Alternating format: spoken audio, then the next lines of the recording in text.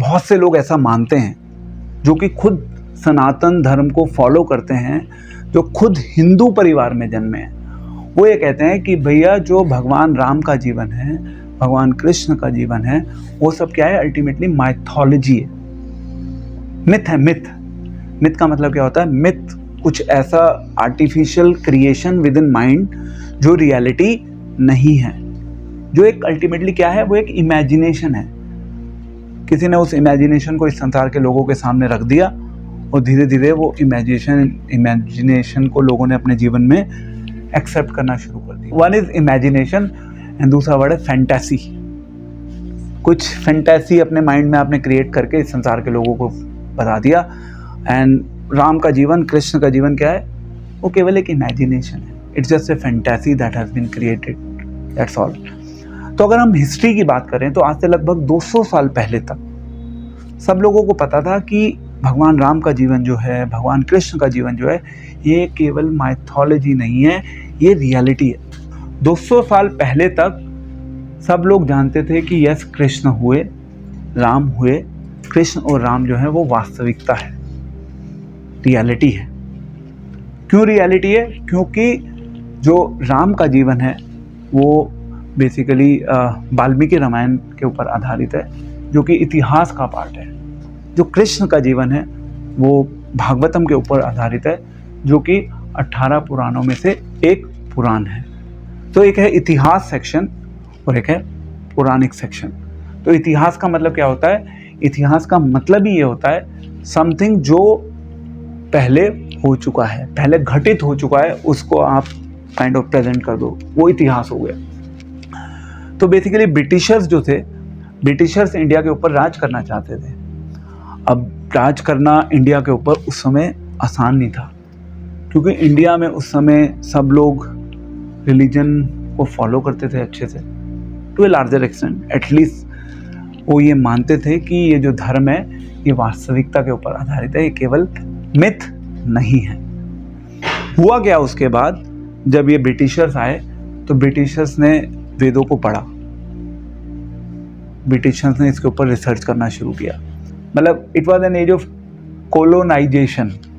Colonisation सुना है आपने? तो कोलोनाइजेशन के थ्रू बहुत से परिवर्तन हो रहे थे, बहुत से वेस्टर्न आइडियोलॉजिस्ट आए, और मैकोले ने 1835 में इंडियन एजुकेशन एक्ट इंट्रोड्यूस किया।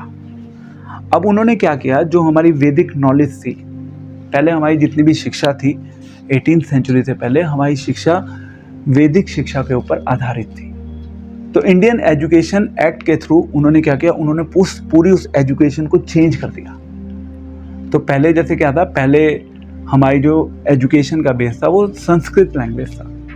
तो उन्होंने क्या किया, उन्होंने उस संस्कृत को धीरे धीरे इंग्लिश में कन्वर्ट करना शुरू कर दिया। उन्हें पता था, मैकोले ने बोला कि भैया इंडिया के ऊपर अगर राज करना है तो डिवाइड करोगे तभी राज कर पाओगे, नहीं तो राज करने की कोई पॉसिबिलिटी नहीं है। तो पहला सारे वेदों को हटा दो और उसको बिल्कुल उल्टे सीधे ढंग से प्रेजेंट करो। तो जो संस्कृत की लैंग्वेज थी, वो संस्कृत की लैंग्वेज क्या हो गई, इंग्लिश में रिप्लेस हो गई। ठीक है, इस तरीके से एजुकेशन सिस्टम में चेंज आना शुरू हो गया। उन्होंने क्या किया, उन्होंने कुछ स्पेसिफिक इंडियंस को टारगेट किया। कौन से इंडियंस? जो बेसिकली दिखने में तो वो क्या लगते थे वो दिखने में वो इंडियंस लगते थे, उनका ब्लड इंडियन था, बट वो अल्टीमेटली वो जो कोलोनाइजेशन का जो काइंड ऑफ ट्रेंड था उस समय, जो एजुकेशन का जो इम्पैक्ट आ रहा था, वो उससे बहुत ज़्यादा इन्फ्लुएंस हो चुके थे। तो उन्होंने कहा कि हमें इनको कंट्रोल करना होगा, हमें इन्हें पकड़ना होगा। उन्होंने पकड़ा उन लोगों को, और फिर उन्होंने क्या किया, उन्होंने बेसिकली डिवाइड करना शुरू कर दिया। वो जो यूनिटी थी भारत में, उस यूनिटी को धीरे धीरे ब्रेक करना उन्होंने शुरू कर दिया। एंड उनके पास भारत को कंट्रोल करने के लिए और कोई ऑप्शन अवेलेबल नहीं थे। हम सब जानते हैं भारत को पहले राम राज्य भी कहा जाता था, सोने की चिड़िया भी कहा जाता था। ये केवल ऐसा नहीं कि केवल किताबों में हमने पढ़ा है, ये वास्तविकता है। बट क्योंकि ब्रिटिशर्स का एक अलग प्लॉट था, एक अलग प्लान था, उस प्लॉट के थ्रू ब्रिटिशर्स ने इंडिया के ऊपर कब्जा कर लिया और हम सब की मेंटालिटी को उन्होंने बदल दिया धीरे धीरे एजुकेशन सिस्टम के थ्रू। तो एजुकेशन के अंदर बहुत शक्ति है। अल्टीमेटली आज जिस रिलीजन को हम माइथोलॉजी मान बैठे हैं उसका सबसे बड़ा रीज़न ही है कि हम सब लोगों ने, क्योंकि एजुकेशन सिस्टम के थ्रू उसको माइथोलॉजी ही पढ़ा है। हमने यही सुना है अपने टीचर से। Hardly people say that it is a reality. And उसका इम्पैक्ट जो है, इनफैक्ट उसका जो इम्पैक्ट है वो इतना ज़्यादा स्ट्रांग है कि इवन आज के समय में भी अगर आप बात करोगे कि भाई Ram is a reality, Krishna reality है, अगर आप आज के समय में बात करोगे तो आप कहोगे ठीक है रियलिटी है, ओके फाइन, मुझे क्या फ़र्क पड़ता है रियलिटी है। जैसे फॉर एग्जांपल हम सब बहुत धूमधाम से कृष्ण जन्माष्टमी मनाते हैं, अभी कृष्ण जन्माष्टमी आएगी। हम दीपावली भी मनाते हैं बहुत धूमधाम से, जब भगवान राम अयोध्या वापस आए थे। हम सब कुछ करते हैं but reality again is that कि हम सब कुछ करते हुए भी प्रैक्टिकली कुछ नहीं करते, क्योंकि हम सब के लिए वो एक केवल इमेजिनेशन बन के रह गए हैं, क्योंकि वो हमारे माइंड में इतना ज़्यादा ठूसा जा चुका है कि हम अपने माइंड को बदल नहीं पा रहे। We have become victim of that western ideology. जो वेस्टर्न आइडियोलॉजिस्ट 19th सेंचुरी के बिगिनिंग में आए थे, उनकी आइडियोलॉजी हमारे माइंड में घर कर चुकी है। इसका एक बहुत सिग्निफिकेंट इम्पैक्ट है, जिसकी वजह से हम लोगों ने अपने ही धर्म को एक तरीके से साइड ट्रैक कर दिया। It's an unfortunate situation. हमारा ही सनातन धर्म और हमारे ही लोग जो सनातन धर्म परिवारों में जिन्होंने जन्म लिया है, वो ही लोग हमारे सनातन धर्म को आज के समय में माइथोलॉजी कहते हैं, इमेजिनेशन कहते हैं या केवल फैंटेसी कहते हैं। कितने दुख की बात है। It's something to be really given a thought about. उनकी अपब्रिंगिंग ऐसी हुई है।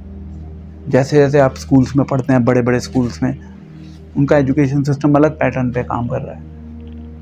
वहाँ पे आपको शुरू से इस तरीके से आपकी ब्रेन वॉशिंग हो रही है, साइंस के थ्रू ब्रेन वॉशिंग हो रही है। क्या करोगे आप?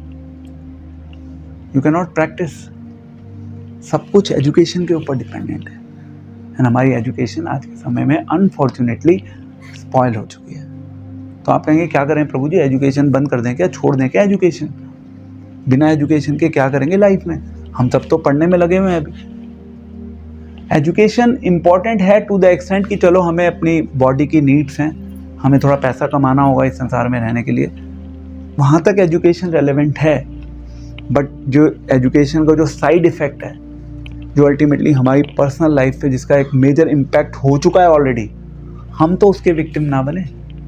हम तो अपने आप को उससे दूर करके रखें, सो दैट हम समझ पाएँ कि भगवान राम रियलिटी हैं, कृष्ण रियलिटी हैं, और हम सभी कृष्ण एवं राम के साथ अपने जीवन को जोड़ने के लिए बने। यही तो राम राज्य है, तभी तो राम राज्य इस संसार में आएगा, नहीं तो कैसे आएगा? मैथोलॉजी का मतलब पता है वैसे आप लोगों को? मिथ मतलब वही इमेजिनेशन, कुछ स्पेकुलेशन है। हाँ वही राम कुछ आए, फिर कुछ लोगों ने लिख दिया राम के बारे में और फिर लोगों ने उसका डंका बजाना शुरू कर दिया। बहुत से लोग ऐसे भी हैं अनफॉर्चुनेटली, वो मानते हैं कि राम आए थे, वो ये मानते हैं कि राम एक महान व्यक्ति थे, पर वो इस चीज़ को स्वीकार नहीं करते कि राम भगवान थे। ये भी एक बहुत बड़ी प्रॉब्लम है। हिस्ट्री में आए जरूर थे, ग्रेट पर्सन थे, बट वो भगवान नहीं है, वो एक मनुष्य ही है। ये भी एक बहुत बड़ी प्रॉब्लम है। उन्होंने एक बहुत राइटियस लेवल पे धर्म का आचरण किया, संसार के लोगों को धर्म कैसे पालन करना है उसकी शिक्षा दी, बट वहीं तक सीमित है, इससे ज़्यादा नहीं है।